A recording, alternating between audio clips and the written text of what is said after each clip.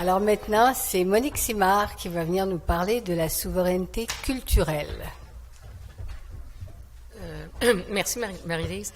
Alors, c'est le conseil d'administration du Fonds indépendant québécois. Pas de la Fondation ni de Québécois, encore moins.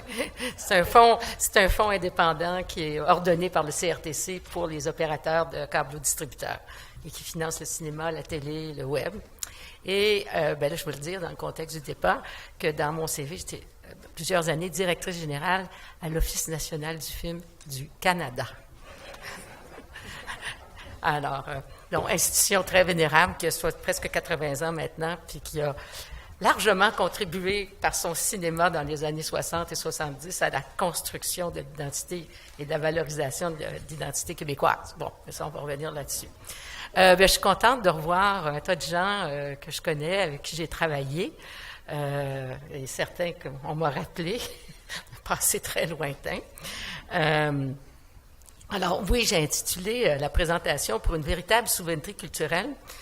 Mais vous allez voir un peu au fil de ma présentation que, au fond, qu'est-ce que ça veut dire la souveraineté culturelle aujourd'hui, au 21e siècle, dans le contexte où on est. Et je vais aborder la question de la culture, mais je n'aborderai pas la question de la langue. Je ne m'aventurerai pas sur ce terrain-là, ce n'est pas mon expertise. Puis, je vous parlerai davantage de ce qu'est la production, la création, la production culturelle et ce qu'on met en soutien ici pour qu'elle existe. Je vais un petit peu me plier au même exercice qu'a fait Yves, et revenir un petit peu en arrière pour situer qu'est-ce qu'on a fait ici au Québec. D'abord, extrêmement important, la culture, c'est vraiment un champ de compétences double. Il y a pas de secteur séparé. C'est-à-dire que, par exemple, en cinéma, il y a le Québec qui intervient, mais il y a le fédéral qui intervient. En télévision, c'est la même chose. Dans le livre, c'est la même chose. Dans la musique, c'est la même chose. Alors, il y a pas de secteurs qui sont séparés. Il y a des interventions qui se font de part et d'autre dans le domaine de la culture. Et parfois, le Québec est certainement la province historiquement et encore aujourd'hui qui consacre le plus de ressources au soutien à la culture, si on le compare avec les autres provinces. Mais par moment, et ça monte et ça descend, le fédéral va en mettre moins ou que le Québec, ou parfois va en mettre plus. Et en ce moment, c'est le cas de figure qu'on vit depuis 2015, depuis l'élection du gouvernement Trudeau, qui, je pense que c'est la deuxième ou troisième décision qui a été annoncée quand le gouvernement Trudeau a dit « nous remettons 2,9 milliards en culture ». Et cet argent-là est arrivé relativement rapidement. Alors, je mentionne ça pour vous situer un petit peu le contexte dans lequel on était avec le gouvernement Couillard depuis 2014, mais qu'est-ce qui s'est fait dans les années auparavant? Et mettons depuis les années 60. Les années 60, c'est pas compliqué, le ministère de la Culture a 60 ans. C'est pas très vieux. C'est pas très vieux. Et il y a certaines provinces qui n'ont pas de ministère de la Culture. Je ne dirais pas qu'il n'y a pas de culture. Il y a de la culture partout, monsieur. Il y en a partout. Commencez pas là, il y en a partout. Mais ce n'est pas nécessairement notre culture. Le plus grand producteur de culture au monde, de produits, je dirais, industriels, culturels au monde, n'a pas de ministère de la Culture. Ce sont les États-Unis. Il n'y a pas de Secretary of State of Culture. Ça n'existe pas aux États-Unis. Il n'y a personne de la culture dans le cabinet Trump. Ça ne vous étonne pas non plus. Alors, les années 60, c'est la création du ministère de la Culture. Évidemment, c'est la Révolution tranquille. C'est on s'équipe collectivement. On renforce notre État et c'est une explosion de la création culturelle au Québec. Pour les plus vieux d'entre nous, on se souvient de ces années en chanson, en théâtre, en littérature et même en cinéma. C'est les années Perrault, c'est les années Michel Tremblay. Bref, le tout explose. Et on voit les premières interventions au fond de l'État pour soutenir la culture. Alors, c'est le Parti libéral qui est là. L'Union nationale vient pour une couple d'années, mais il n'y a rien qui change de ce côté-là. Ensuite, on arrive dans les années 70, où là, vraiment, on consolide, on commence particulièrement, et c'est à moitié Parti libéral, à moitié Parti québécois, il y a quand même une affirmation qu'il faut soutenir la culture au Québec. On est encore dans la foulée de Georges-Émile Lapalme.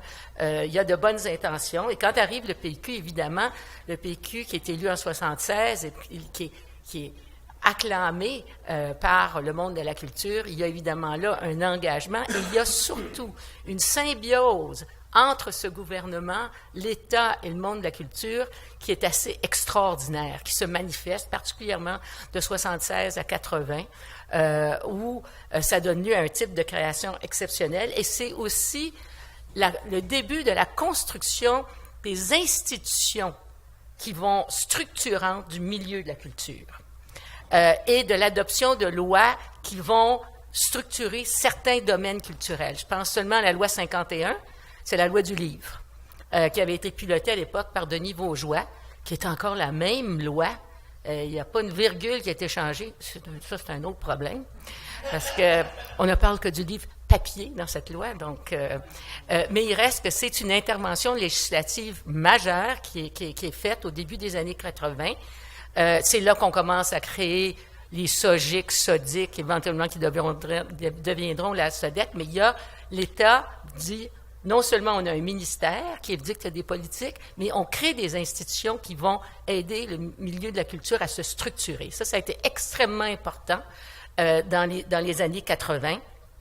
Et à ce moment-là, apparaissent évidemment des grands groupes qui existent encore, ou les grandes manifestations, les grands événements culturels qu'on connaît aujourd'hui encore, comme le Festival de jazz, le triste juste pour rire, sans rire, mais il y a là une professionnalisation qui commence à s'organiser, qui sans l'intervention de l'État ne se serait jamais faite.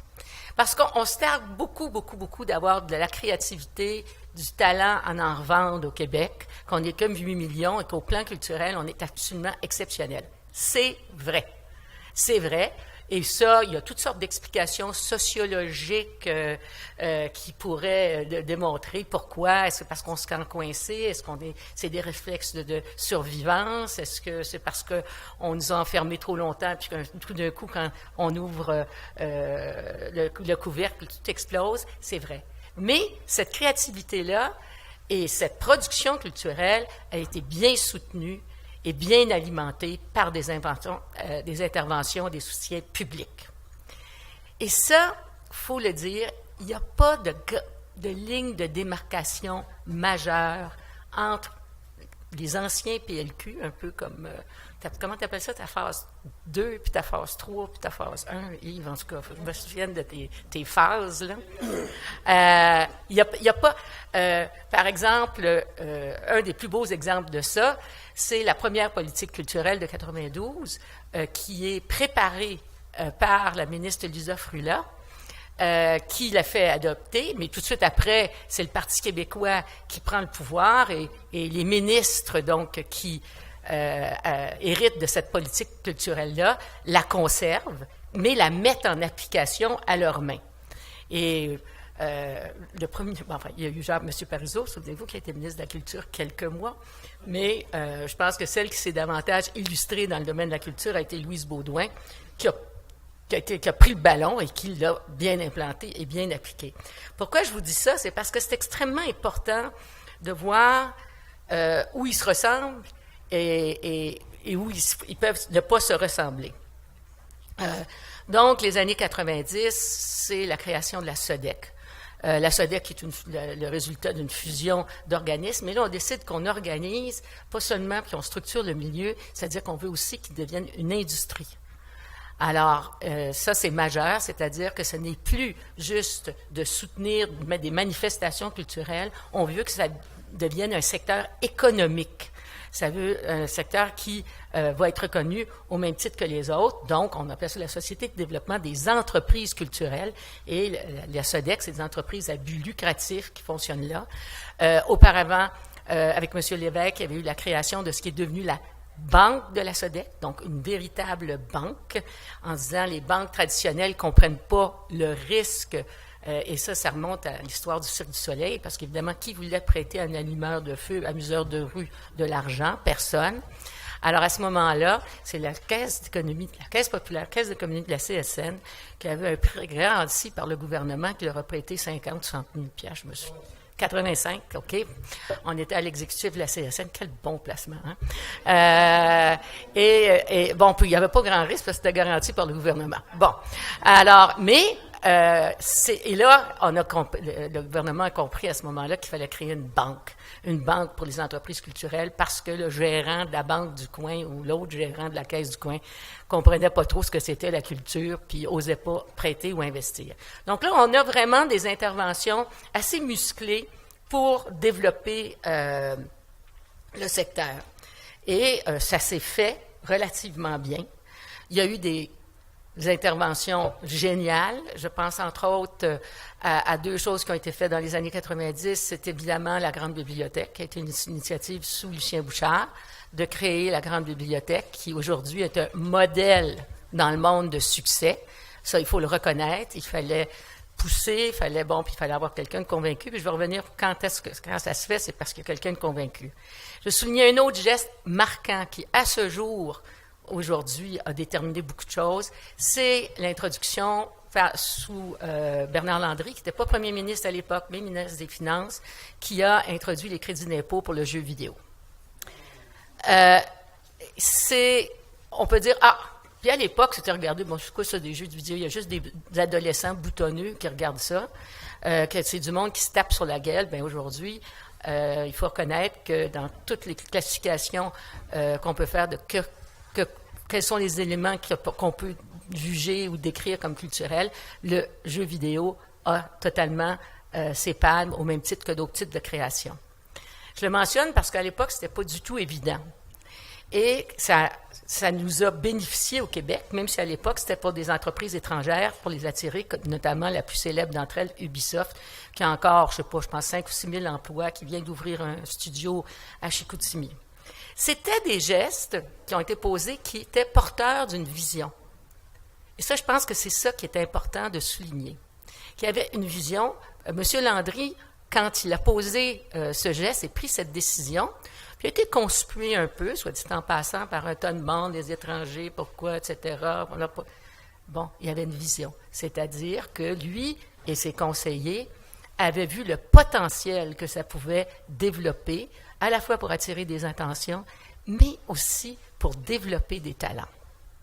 Parce que ces grandes entreprises-là devenaient des écoles, et sont encore des écoles pour un tas de métiers qui, si on avait un peu de visu à l'époque, dans le futur, on aurait compris que c'était des emplois de l'avenir, des designers, des programmateurs, des gens qui travaillent dans ce domaine-là.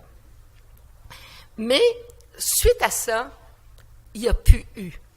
Alors là, on remonte à 2000, 2001, 2002, c'est du surplace. C'est totalement du surplace. Il n'y a plus eu de grandes initiatives dans le domaine de la culture. C'est d'autant plus grave que ça correspond avec l'apparition du numérique. Et le numérique est quelque chose qui, à l'époque, on regardait ça de loin, on ne savait pas trop qu'est-ce que ça allait faire. Et il y en avait qui avaient compris que ça changerait pas mal de choses, mais disons que ceux qui avaient compris étaient des incompris. Mais littéralement. Il y a eu une incompréhension et une incrédulité générationnelle du phénomène numérique et ses impacts, particulièrement sur les rapports sociaux et en particulier sur la culture. Tranquillement, les artistes se sont accaparés ces outils-là pour créer, pour produire, pour diffuser, mais restaient un peu à la marge. Et les artistes y allaient avec enthousiasme parce que tout d'un coup, ils découvraient des choses qui étaient impossibles. Mais c'était porte fermée du côté du gouvernement du Québec. Et là, on est rendu à l'ère Charest. Il y a eu, je ne sais plus combien d'études, de rapports, de recommandations qui démontraient que ça allait tellement vite qu'il fallait se mettre au pas rapidement parce que si on ne le faisait pas, on allait se faire dépasser. Je vous dis juste que moi, dans mes 6 ans comme directrice générale à l'ONF, j'ai eu 4 technologies d'adaptation à avoir pour le processus juste de tournage et de caméra, etc. En 6 ans, 4. Donc, incrédulité, incompréhension de ce qu'est le numérique, mais surtout, et ça c'est majeur, incompréhension du rythme de changement. Et que plus rien n'arrêterait jamais. Et qu'il n'était plus question de s'adapter à quelque chose, il fallait s'adapter aux changements permanents. Et ces changements permanents allaient affecter tous les rapports dans la société. Évidemment au travail, mais tous les rapports sociaux. Notamment, évidemment, avec l'apparition en 2005-2006 des Facebook et autres, etc. Alors, qu'est-ce que ça donne au niveau de la culture? Eh bien, c'est que désormais, c'est le citoyen, lui, n'a pas attendu que les institutions ou les États se mettent à jour. Les citoyens se sont totalement accaparés ces nouvelles technologies à ceux qui leur offraient. Alors, il y avait de l'offre, évidemment, parce que s'il y a une chose que le numérique fait, c'est que les notions de temps, d'espace, de territoire n'existent plus. Alors, qu'est-ce que fait donc un État qui dit avoir compétence sur un certain territoire par rapport à un certain groupe de population donnée, fait dans ce contexte-là, s'il ne bouge pas? Bien, il s'est fait totalement dépasser. Totalement dépassé. Et il n'y a qu'en 2014, juste à la fin du gouvernement de Mme Marois, qui a été de courte durée, il y a eu 5 minutes? OK. Il y a eu la présentation d'un premier plan culturel numérique. Mais déjà, les statistiques étaient... Les courbes ne mentent pas, on les regarde. Il y a toujours quelqu'un qui dit « Oh non, c'est passager, le monde va revenir, ils vont y retourner dans les salles de cinéma. Oh non, le monde va rester collé sur leur télé. » C'est pas vrai. Il n'y a plus de disquaires à Montréal. Qui aurait dit ça il y a 20 ans? Ou il y a 15 ans? Ça n'existe plus.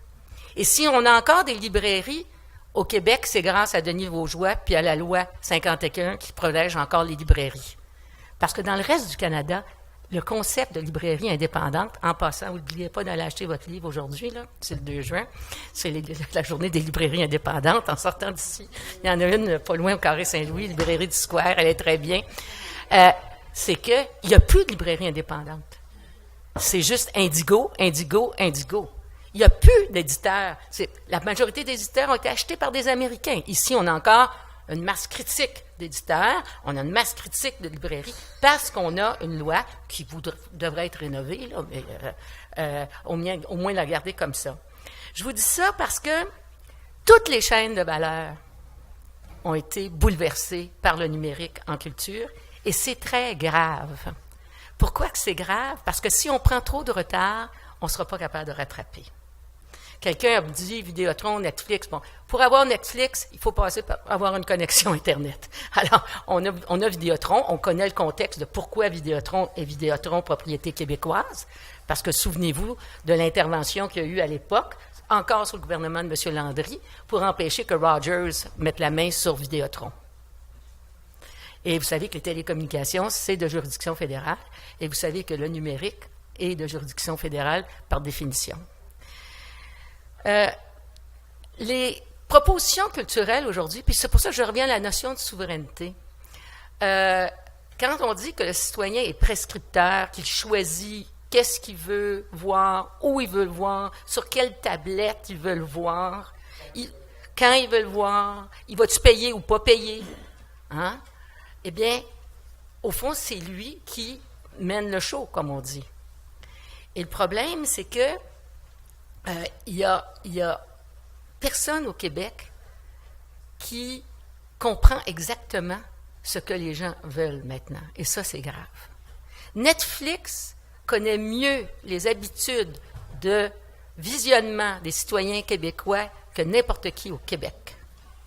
Plus que Radio-Canada, plus que Télé-Québec, plus que nos propres diffuseurs. Parce qu'on a pris trop de temps à équiper nos opérateurs des mécanismes. Quand je dis que le plan culturel numérique n'est pas très bon, parce qu'au début, ils pensaient, les fonctionnaires, que c'était pour acheter des ordinateurs. On a dit, on n'en achète même plus, on les loue. Et puis, c'est pas ça. Il nous faut du monde, il nous faut des ingénieurs, il faut des analystes. C'est ça, le numérique, c'est du monde. Netflix, ils ont bien plus de monde qui travaille sur les algorithmes que de monde qui travaille à la programmation. Parce que l'important, c'est de savoir, justement, la personnalisation de la consommation en culture. Alors, pour venir à la souveraineté culturelle, parce que je ne veux pas être trop longue, c'est dans ce cadre-là, désormais, qu'on doit comprendre comment est-ce qu'on peut l'exercer. Et est-ce que qui va nous diriger prochainement? Est-ce que ceux qui sont de l'option pour l'indépendance du Québec vont comprendre que ça, c'est au cœur? Puis, parce que, quel sens faire un pays si on n'a pas de culture? Et ça fait 30 ans que je me pose la question, pourquoi la culture, c'est pas un domaine. La culture, c'est quelque chose qui est une dimension de société qui crée, qui lie, qui est un facteur de cohésion sociale. Malheureusement, la culture n'a jamais été en haut de liste d'aucun parti. Plus le PQ à certaines époques. Pas toujours. Je vois des gens m'ostiner dans la salle faire ça aussi. Je les connais, c'est mes amis. C'est mes amis. Avez-vous déjà entendu parler d'un enjeu de la culture dans un débat des chefs? Dans une campagne électorale? Jamais. Et ça, c'est désolant. C'est désolant parce que pour revenir à mes prédécesseurs, moi j'ai fini. Moi je pense toujours que j'ai rien à dire, puis j'en ai toujours un petit peu plus. Alors, essentiellement, la souveraineté culturelle, elle doit pouvoir s'exercer, on doit pouvoir la réclamer, mais c'est dans un contexte où on va être tout aussi fort pour réclamer la diversité des expressions culturelles dans le monde. C'est-à-dire que pour se défendre, il faudra défendre les autres aussi. Il n'y a plus personne, je prends l'Union européenne, qui doivent se concerter pour prendre des décisions en matière de culture. Ça les rend plus forts.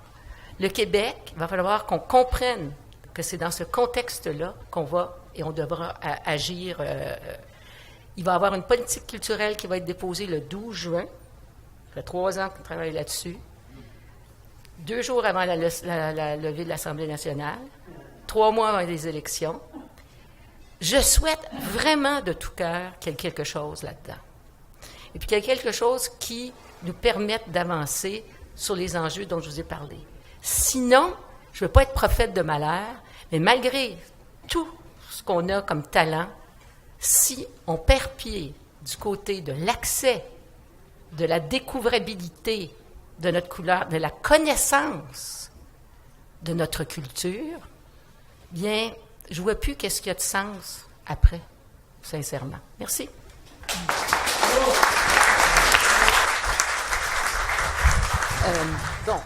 La question de la juridiction, des grands champs de juridiction, c'est bon. On a même le gouvernement Charest demandait qu'il y ait un rapatriement. Ça a été abandonné en cours de route par le gouvernement Couillard.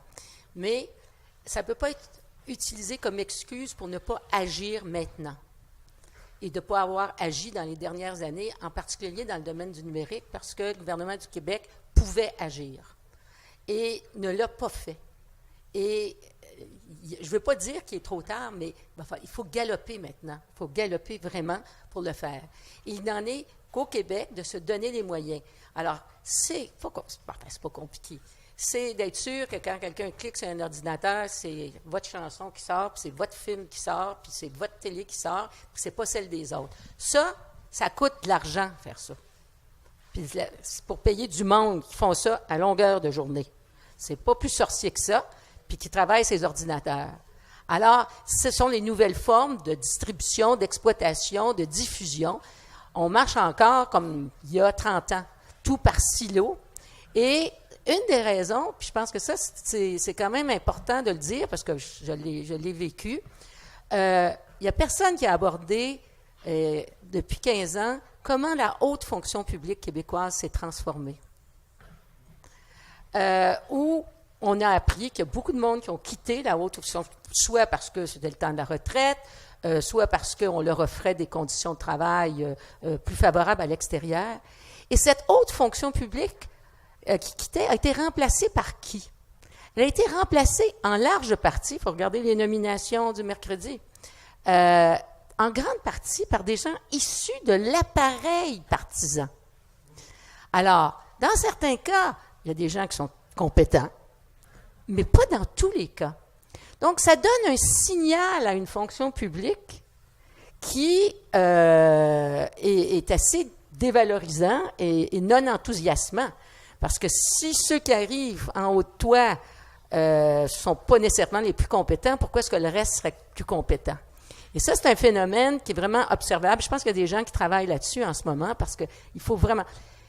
Parce que rappelons-nous, quand on parle des années 60, quand on parle des années 70 avec une certaine admiration, il faut se rappeler qu'il y avait là, à ce moment-là, une cohésion, un partage de visions mutuellement nourris entre des politiciens qui avaient une vision et des hauts fonctionnaires qui alimentaient la faisabilité, la mise en pratique de ces visions-là et qui les partageaient et qui, dans certains cas, conseillaient bien leur patron. Si tu n'as pas ça, tu n'avances pas. Et plusieurs domaines, je pense, sont déficients en ce moment. Moi, je connais le mien, là, qui est celui de la culture, mais il y en a d'autres certainement aussi.